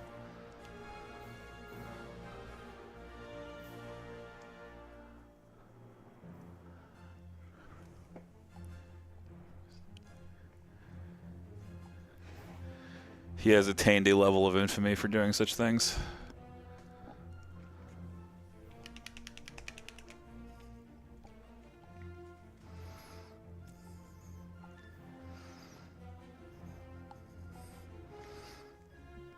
That sounds like what I would run if I was playing CS right now. I'd probably try to fit in the customizable with the arm cannon just for suppression shenanigans.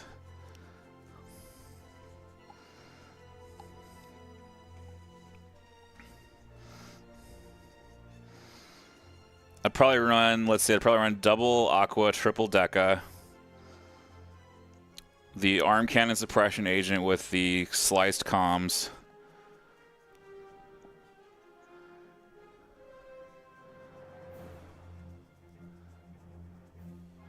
Oh, you played next to him. Okay, yeah, so you know who I'm talking about. Yeah, that guy, he's a menace with his high act lists. He loves his MSU.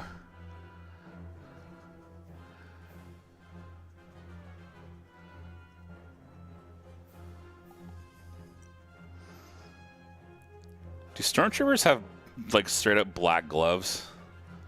Or do they have like finger armor? I'll have to look at a reference picture.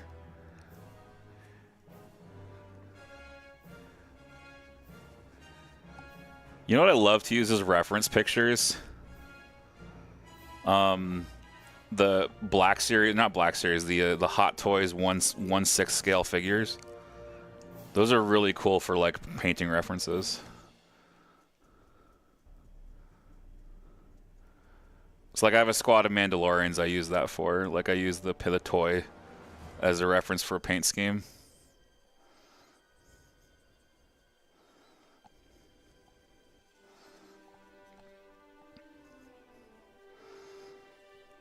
Yeah, you run that only with Staps. Yeah, I looked at Staps too for that. I think Staps have better, like you said, they have better control. Decas are just cheap. That's why.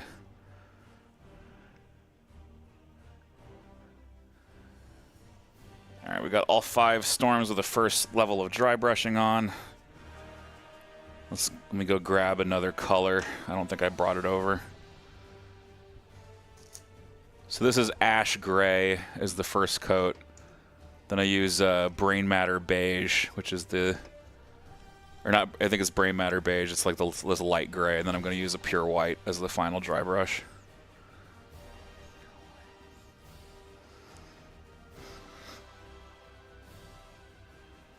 Oh, I agree with you, Kevin. The super attacks are super tricky. Super duper tricky. I'll be back in like a minute or less.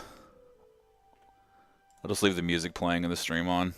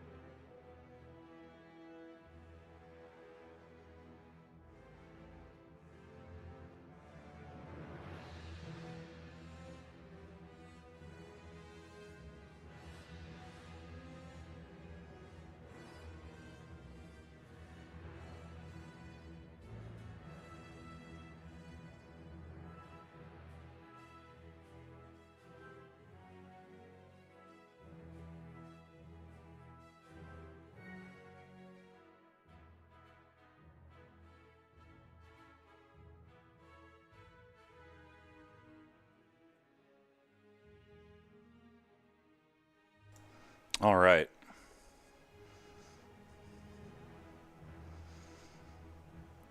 Super attacks open a lot of high-level tricksy plays that previously were available only to rebels. Yeah, so I think I did the math on this, and you can actually with the agent 1 pip for droids, you can drop 7 suppression on a single target. It's kind of stupid.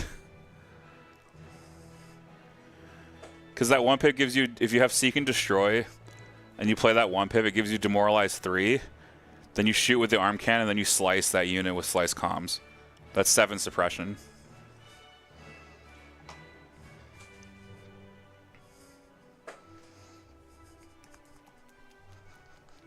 And then, like, you could overclock a Magna Guard and lock it in melee with a Force user. Like, there's all kinds of crazy stuff you can do.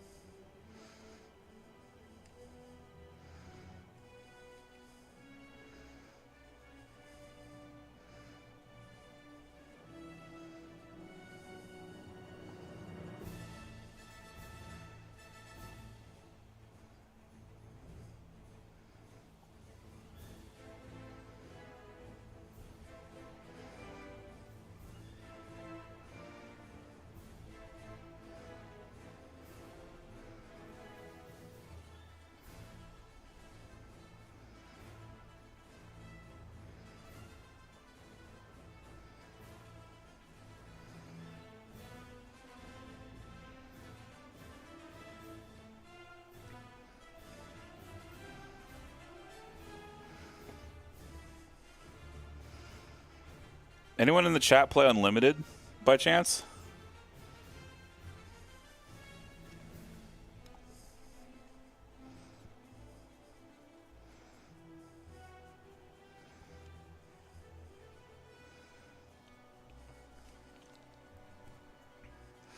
Good point, Penguin. Like, I do think Bounty is gonna get a come up. I think people are gonna I think Din especially. Every expansion so far, Din is just eating good, man. Super Squads, Din. Agents, Din. Immobilized plays, Din. Thank you, Thomas. Good to see you. We're going to be ending shortly soon. We got about 6 minutes left on this Pomodoro that I'm running, so I'm going to try to get as many of these stormtroopers knocked out as I can before I end the stream.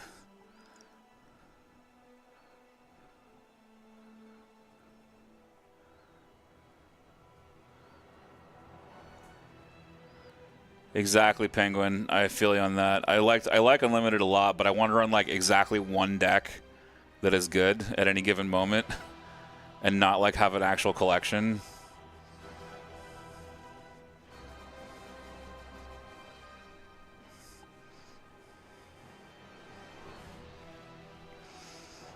I used to play Han Green, but then Force Throw caught on, and it just destroyed that deck for like a whole set because everyone had access to cheap discard, and if your Han got hit by Force Throw, you just died.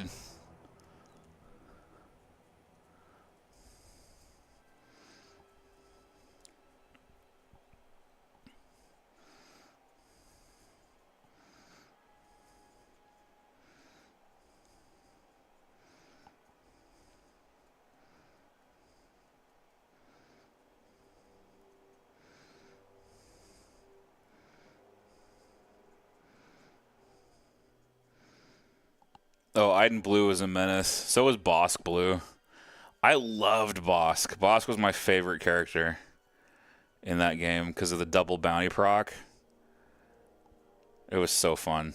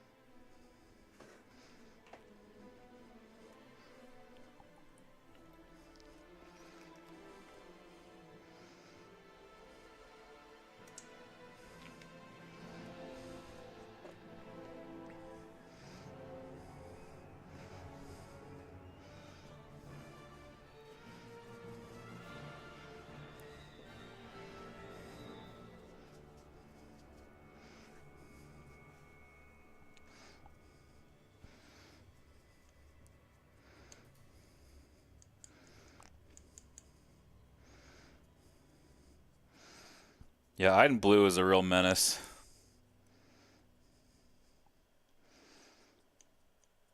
Yeah, thank you, Penguin. I'm gonna keep doing this every Sunday. Nice place to just come hang out and chat, talk Legion, talk Star Wars.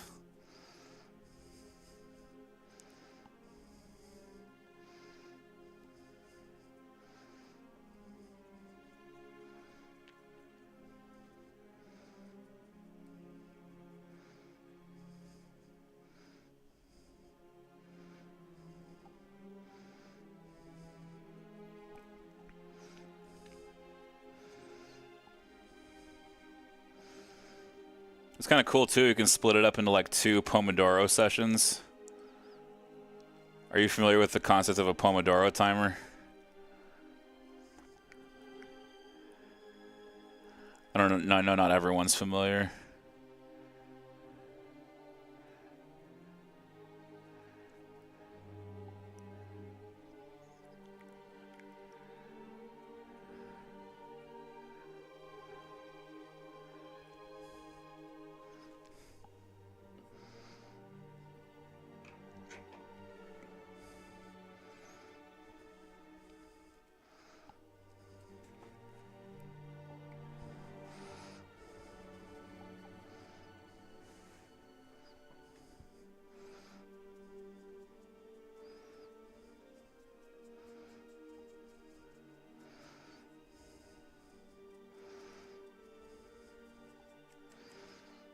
Yeah, Pomodoro is basically just breaking down your time into like 20 to 40-minute chunks or so.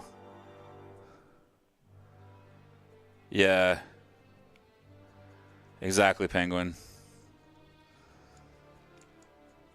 I use it for hobbying sometimes, just so it helps me focus. I have a hard time focusing when I don't have like a real structure.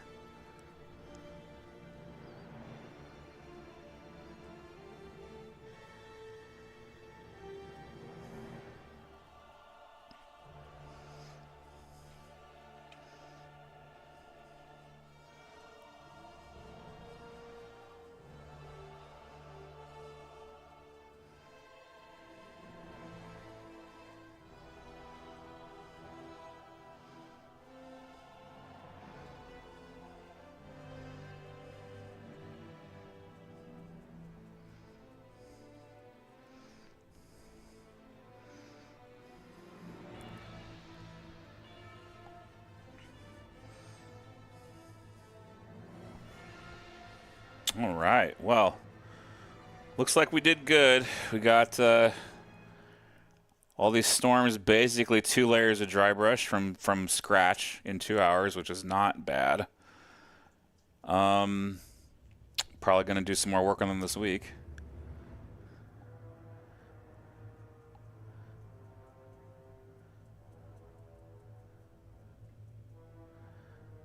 I can only focus when I have a big tournament upcoming and a list I want to get finished. Exactly. I need that. I need that motivation, the external motivation.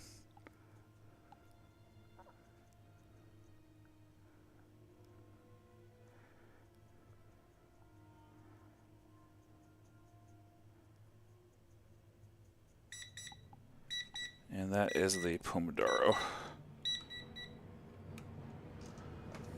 All right. Well, 5 Stormies from 0. Not bad at all.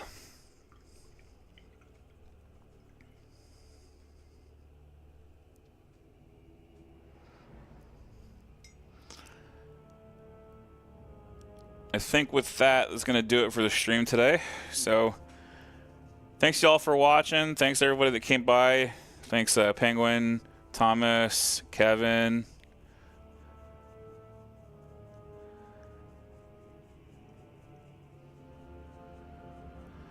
Oh, I so agree, Kevin. Like, we're almost 6 sets in, and Spark of Rebellion is still dominant.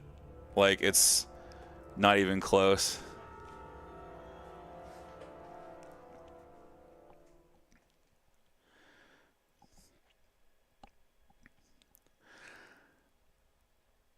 And we can definitely chat unlimited in the Discord. If you haven't joined the Discord already, wintermoonwargaming.com has all the socials.